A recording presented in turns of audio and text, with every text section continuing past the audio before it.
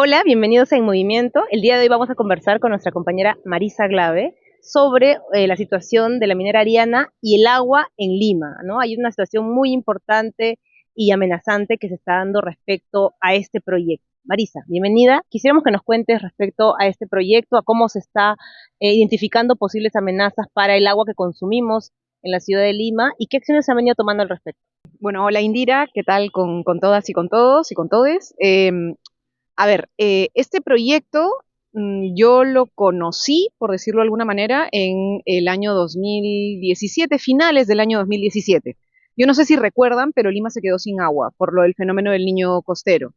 Y en ese momento yo presidía la Comisión de Vivienda del Congreso, que también ve los temas de agua y saneamiento, y hice una fiscalización particular a Sedapal para ver qué cosa pasaba cuando Lima tenía un suceso como el que vivimos en el año 2017. Ahí identifiqué, por ejemplo, que tenemos un conjunto de pozos subterráneos, que hay distintos mecanismos para activarlos, y que Sedapal tiene lo que se llaman planes de contingencia dependiendo de los riesgos o las amenazas climáticas que puedan existir, lo que está muy bien porque tenemos muchas, ¿no? En la línea de esta fiscalización, por ejemplo, identifiqué un conjunto de pasivos mineros que están en la cuenca del río Rímac. Ahí está, por ejemplo, Tamboraque, que es un cerro donde hay un pasivo ambiental enorme, sobre el que hay además un proceso judicial en curso. O sea, es un problema del que podemos hablar. ¿Qué es un pasivo ambiental, no? Un pasivo ambiental es un resto de una operación minera de mucho tiempo atrás, que no ha terminado de cerrarse correctamente y que por tanto significa un riesgo, ya sea porque filtra el agua o porque está ubicado en una zona donde no se debe, que es el caso de Tamboraque, por ejemplo, eh, y que por tanto su permanencia puede generar efectos dañinos a la salud, al ambiente, al agua, al suelo, en fin, a distintos componentes o personas o comunidades. Eh, Junto con este descubrimiento, por ejemplo, que además generó una polémica, porque además hicimos una denuncia por la presencia de este pasivo ambiental, encontramos otros pasivos ambientales, también en la cuenca del río Rímac, en la zona alta del río Aruri, que es uno de los afluentes del Rímac, donde está otro pasivo que se llama Millotingo, por ejemplo, que está en el medio de la nada, cruza el agua, contamina el agua, lo que hace, por ejemplo, que el trabajo de Atargea, el que hace Sedapal, sea mucho más pesado, porque el agua viene mucho más cargada de partículas que hay que evidentemente eliminar para que pueda llegar a nuestro caño de manera potable, ¿no es cierto? Y frente a cada uno de estos descubrimientos yo iba pues de alguna manera haciendo un trabajo de fiscalización sobre la propia empresa de agua, sobre Sedapal, para ver qué cosas se hacía. En este trabajo, finalmente, los técnicos de Sedapal me dicen, hay una cosa sobre la que no tenemos plan de contingencia, y es que pasara algo con el túnel trasandino. Y en ese momento descubrí algo que mucha gente no sabe, y es que la cuenca del río Rímac trae agua de manera natural muchos meses, pero durante 5 o 6 meses, más o menos entre mayo y diciembre, se seca, que es el estiaje, ¿no es cierto? En esta época nosotros traemos de manera artificial, vamos a decir, el agua de la cuenca del Mantaro. No es agua de la cuenca del río Rímac, es agua de la cuenca del Mantaro. La trasvasamos, es el nombre técnico, a través de un túnel. Ese túnel es el famoso túnel trasandino. Túnel que construimos en los años 60, finales de los 50, principio de los 60, se construye esta gran infraestructura, primero para traer agua hacia Santa Eulalia para energía, porque en realidad es un túnel que maneja Enel, produce electricidad. Y luego también para, junto con el agua necesaria para la electricidad, agua para el consumo. Sedapal desde los años 60 ha construido un conjunto de túneles, represas, ha ampliado lagunas, porque digamos, la laguna tiene una capacidad, se ha ampliado la capacidad de esta laguna, ha, digamos, logrado desvío de algunas escorrentías, qué sé yo, para lograr que desde la altura vaya como bajando agua, ¿no es cierto? En un área muy particular que se llama Marca Pomacocha. Esto es lo que nosotros se denomina, digamos, conocemos como el sistema Marca Pomacocha. Está el Marca 1, está el Marca 3 y está el Marca 4 y están pendientes de hacer el Marca 5 y el Marca 2. Este complejo sistema de lagunas y represas, son como 48, es una cosa bien compleja, grande, ¿no es cierto?, abastece del 62% del agua que tomamos limeños y chalacos y chalacas entre mayo y diciembre. Es decir, digamos, de cada tres, dos dependen, ¿no es cierto? Dos personas dependen del agua que traemos desde esta zona, ¿no es cierto? Es súper importante. Bueno, ¿qué pasa si es que ese túnel se cae, se afecta, se destruye? Pues tenemos un problema serio, porque entre mayo y diciembre no hay cómo traer agua a Lima. Ya, en el corazón, en el medio de esta zona, se ha construido, se ha dado autorización luz verde a un proyecto minero, que es el proyecto minero Ariana. Este es el túnel trasandino. El túnel trasandino está a 500 metros lineales, es decir, nada, de donde estaría la presa de relave de este proyecto minero. Y todos los componentes de este proyecto minero, digamos, están realmente cerca de impactar el propio túnel y además muy cerca de varias de las lagunas, en particular esta, Pucrococha, que son lagunas esenciales para la recolección de agua del sistema Marca-Pomacocha. Incluso cruzando para acá está Tucto, el canal de Tucto, que también trae y nutre agua, alimenta, digamos, a el túnel trasandino. Entonces, todo esto de acá, digamos, bueno, este mapa de componentes, pone en evidencia, digamos, cómo este proyecto está en el centro, o sea, en el corazón del sistema Marca-Pomacocha, ¿no? ¿Desde cuándo existe? ¿No? ¿Cómo surgió, cómo se originó y por qué nadie pudo de alguna manera medir o prever el impacto que podía tener sobre ¿no? el trasvase que lleva el agua a Lima? A ver, este es un proyecto que entre 2012 y 2014 empieza sus primeras, digamos, trámites, qué sé yo, pero la fecha y el dato clave es el 2016. 2016, el Ministerio de Energía y Minas da luz verde a el estudio de impacto ambiental del proyecto minero. Hay algunas cosas claves. Primero, hoy en el Perú, los estudios de impacto ambiental ya no los aprueba el sector interesado. Los aprueba SENACE, adscrito al Ministerio del Ambiente. ¿Por qué? Porque desde que pasó Conga, ¿se acuerdan el conflicto de Conga? Lo que quedó claro es que las comunidades impactadas por los proyectos mineros no confían en que el sector, en este caso minero, sea exactamente, se vuelve un juez y parte. Y entonces la duda frente a que el sector haga un correcto estudio de impacto ambiental o una evaluación de estos estudios hizo que la institucionalidad migrara y pasara al sector ambiente. Este es uno de los últimos proyectos que el ministerio evalúa directamente. No, ya se había hecho la modificación, pero el proceso de migración estaba en curso. Entonces, este proyecto no migra a SENACE, sino que se queda en el Ministerio de Energía y Minas. Ese ya es, creo que un dato súper importante, porque si alguien presentara ese proyecto hoy, lo más probable es que no pasaría y que además quien evaluara este, digamos, estudio sea el SENACE y no el sector ambiente. Segundo dato, antes de que se apruebe el estudio, Sedapal, la empresa de agua de Lima, ya había mandado comunicación al Ministerio de Energía y Minas diciendo, ojo, sabemos que hay la pretensión de un proyecto minero en esta zona que es para nosotros esencial. O sea, advirtiendo que había posible riesgo. Si no me equivoco es 2015 o el propio 16, pero antes de la aprobación del estudio de impacto ambiental. Luego, durante el proceso de aprobación del estudio de impacto ambiental, Sedapal también manda una comunicación, y además no una comunicación normal, sino un estudio, una opinión técnica, ¿no? Señalando, oiga, este estudio de impacto ambiental no nos convence, hay un conjunto de riesgos, y señalando que no hay información suficiente. Y ese es el dato más importante. ¿Por qué nosotros planteamos finalmente la acción que seguro ahora me preguntarás con más detalle? Y es, no hay certeza científica de la seguridad de ese proyecto. Por el contrario, lo que nosotros tenemos es incertidumbre. ¿Por qué? Porque no hay suficiente información. Entonces, APAL dice, oye, acá no hay información suficiente, 2016. Esta información la debiera proporcionar la empresa, porque la empresa tiene que hacer estos estudios necesarios para que le den una autorización ambiental. El problema ha estado acá en que quien ha hecho la evaluación, o sea, quien ha revisado ese estudio, que ha sido el Ministerio de Energía y Minas, no ha incorporado algunos elementos que, a razón de la preocupación de Sedapal, son necesarios, ¿no es cierto? Y esa información no está. Luego Sedapal ha contratado un estudio internacional, a una consultora internacional para que revise el estudio de impacto ambiental.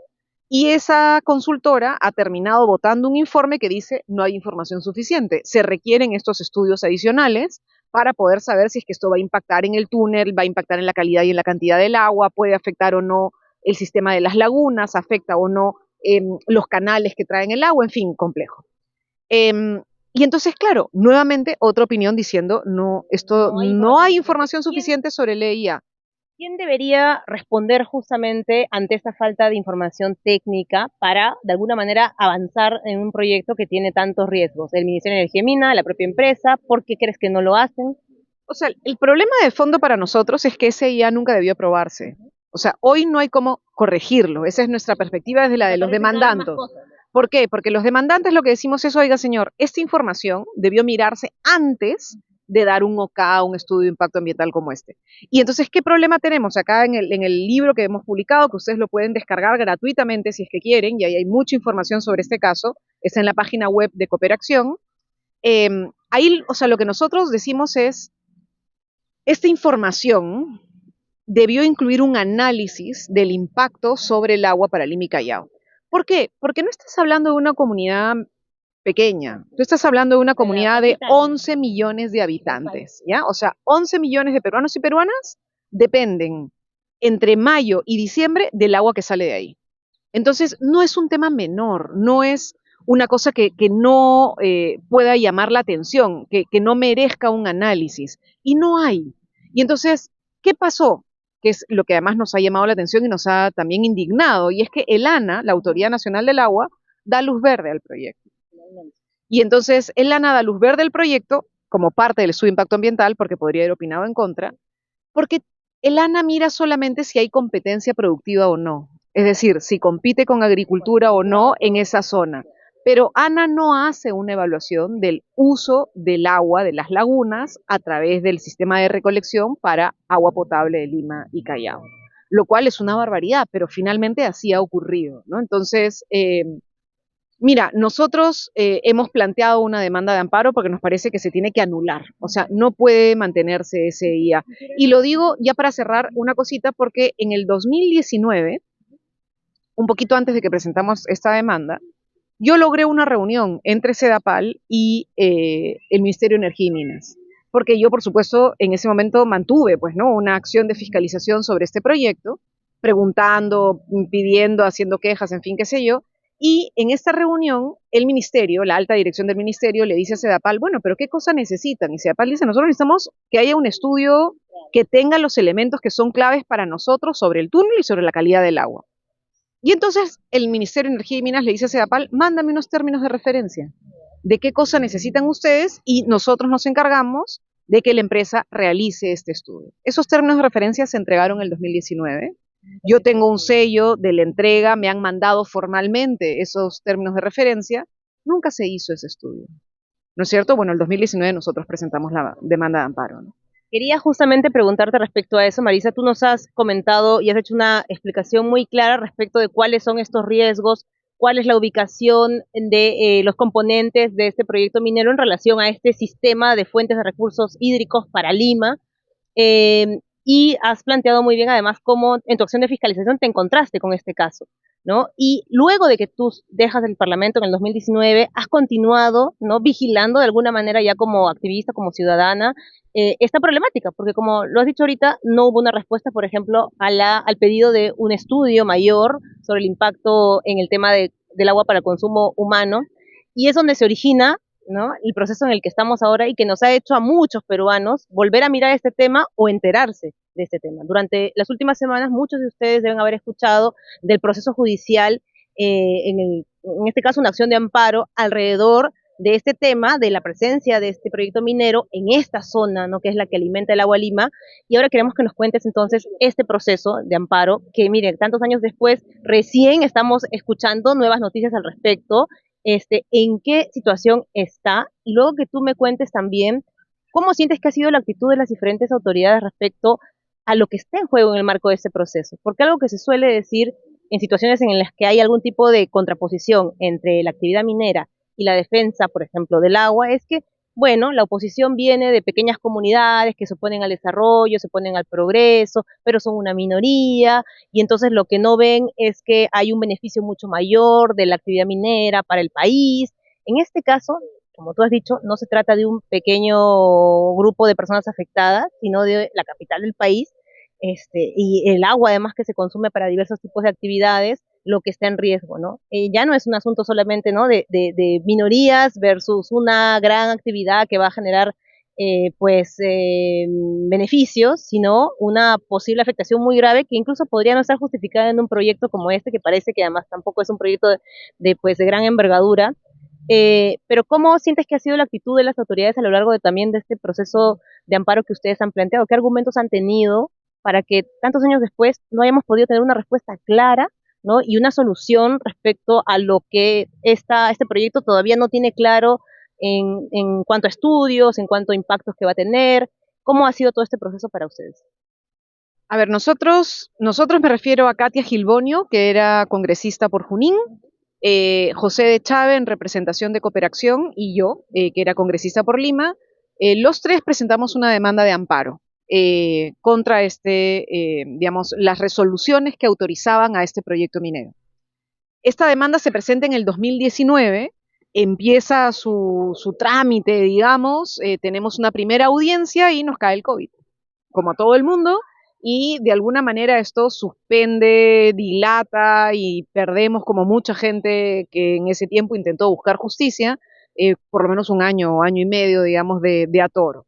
Finalmente tuvimos la sentencia de primera instancia. Acá la primera jueza nos dio la razón. La jueza, la sentencia en primera instancia, si no me equivoco, es el 22, puedo estar equivocándome, pero creo que no. 22 o 23, 23 tenemos la sentencia en primera instancia.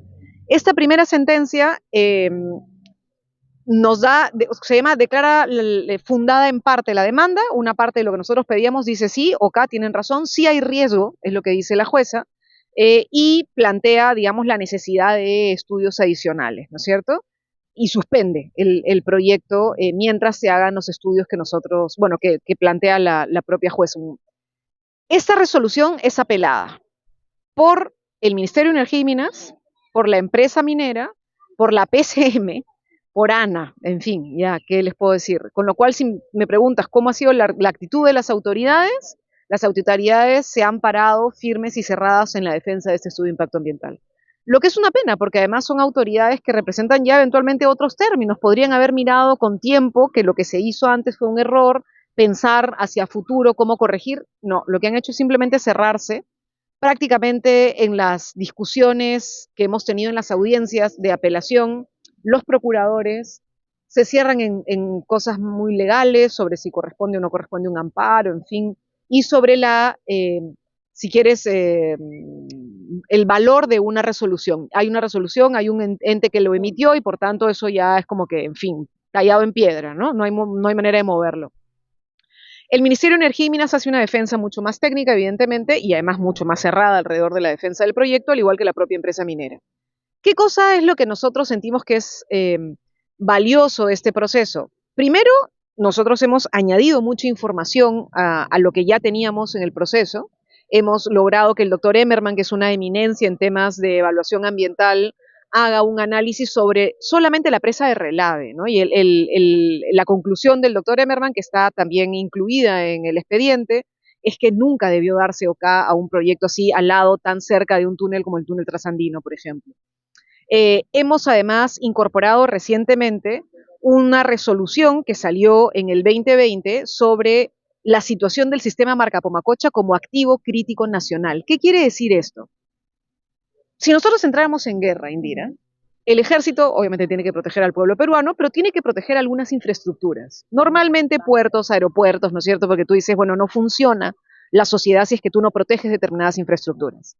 Entre estas, se ha declarado como activo crítico el sistema de agua potable de Lima y Callao, lo que incorpora formalmente como activo crítico a Marca Pomacocha. Entonces, es sorprendente que si estuviéramos en una guerra vamos a proteger esta zona para que no vaya a pasar nada, porque está en la lista de lo central para que funcione la sociedad peruana, pero no hace nada el Estado peruano para finalmente protegerlo de un proyecto que puede tener los riesgos que se han señalado, ¿no? En fin, eso creo. En todo caso, ese es un dato adicional importante que ojalá y que creo que lleva a reflexión importante.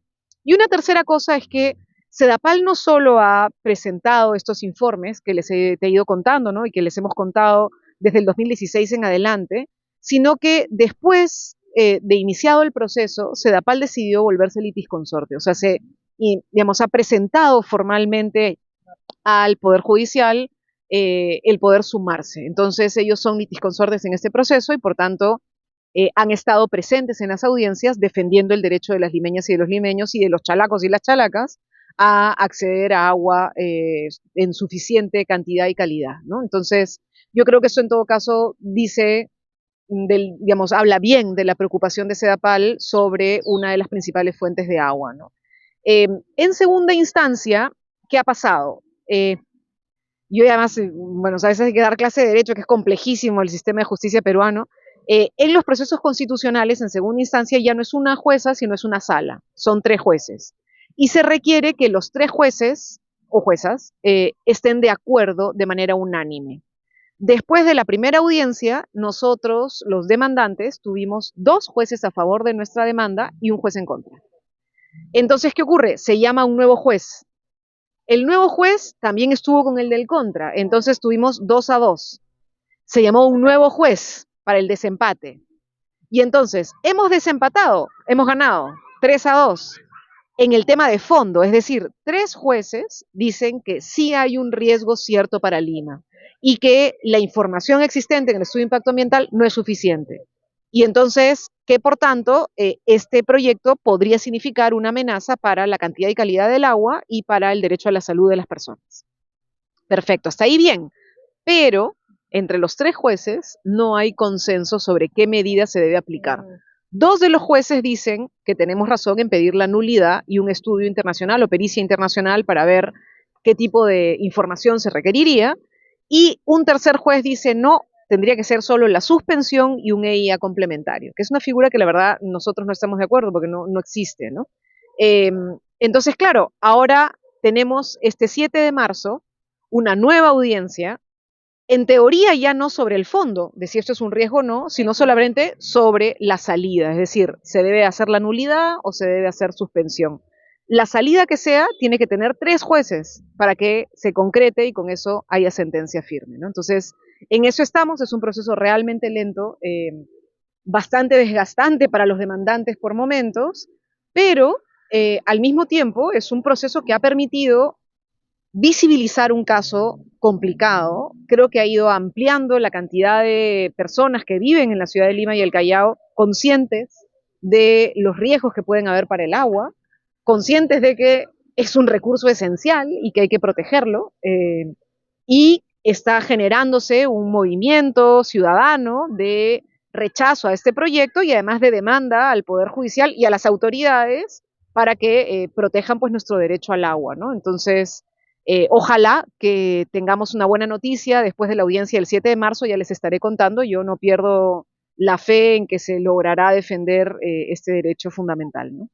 Muchas gracias, Marisa. Entonces tenemos, creo que, una tarea por delante y es, así como ustedes han estado muy atentos al proceso de amparo, ya hay una decisión que se ha tomado, o sea, sobre este caso, cuando ustedes escuchen la situación del proyecto de la minera Ariana y el agua de Lima, ya hay jueces que han determinado que efectivamente existe un riesgo, una afectación posible al agua que todos consumimos en Lima. Hay una decisión por tomar respecto a qué se tiene que hacer en concreto, si anular o suspender este proyecto y eso se va a definir ahora en marzo. Así que, ¿qué más podemos hacer? ¿Qué más puede hacer la ciudadanía para vigilar, para proteger, para defender pues las fuentes de agua naturales que tenemos y que son las que finalmente nos dan el agua para consumir?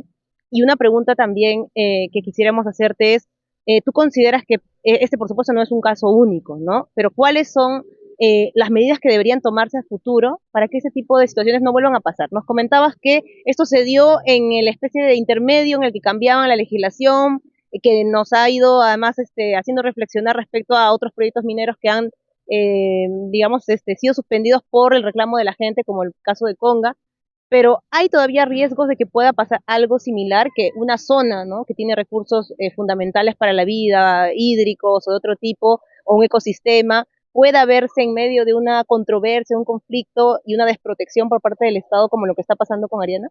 A ver, primero creo que hay que informarse sobre cuáles son nuestras fuentes de agua y defenderlas.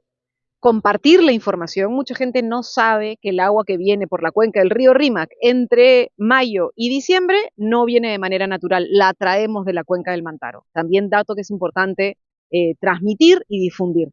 Y la tercera es, en la medida de lo posible, también activarse, ¿no es cierto? O sea, van a haber un conjunto de manifestaciones, acciones, plantones. Voy a compartirle a los compañeros y a las compañeras del movimiento la información para que se pueda difundir también por si alguien quiere sumarse a estas acciones. Entiendo que el propio 7 de marzo hay una acción convocada justamente para visibilizar la opinión ciudadana en contra de este proyecto y la exigencia de la nulidad, que es lo que estamos pidiendo, que es que esos estudios se anulen porque no se han hecho de manera adecuada, no tienen certeza científica suficiente. Sobre los riesgos a futuro y sobre, en general, el problema del agua en vinculación a la explotación minera. Yo creo, Indira, que estamos en un momento muy malo para el país y tiene que ver con la manera en la que se ha configurado una alianza de gobierno entre la señora Boluarte y el actual Congreso de la República, en particular pues este bloque conservador que hay en el Congreso, que junta un conjunto de fuerzas políticas que están tomando decisiones que, en fin, en los estudios científicos se llaman la carrera al fondo, ¿no? Y es reducir la mayor cantidad de regulaciones y hacer la mayor cantidad de flexibilizaciones para que vaya hacia adelante la inversión, ¿no? O sea, mira las declaraciones de la señora Boluarte sobre querer avanzar en proyectos como Tía María y otros proyectos que han estado suspendidos por falta de licencia social. Eh, y hay incluso amenazas sobre SENACE, ¿no? Porque se la quiere fusionar con otras entidades, en fin. El tema ambiental no es una agenda que podamos dar por sentada. Yo creo que hay que defender las pocas instituciones que hay, las pocas regulaciones que hay, y más bien intentar profundizarlas, ¿no? Ojalá que estemos alertas ante lo que está pasando y evitemos que avance pues este intento de supuestamente atraer inversión tirándose abajo pues regulaciones ambientales que son esenciales para la vida, ¿no? Gracias, Marisa, muy claro.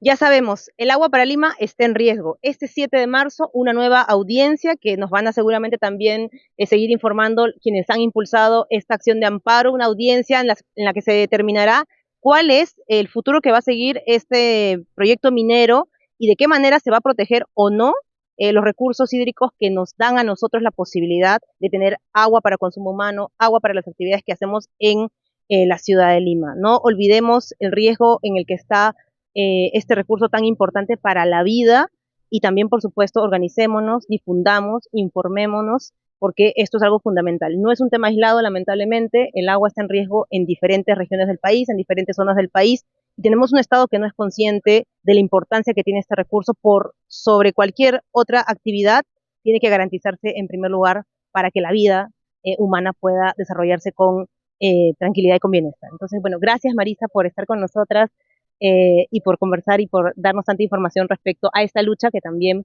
pues por supuesto, seguirá adelante.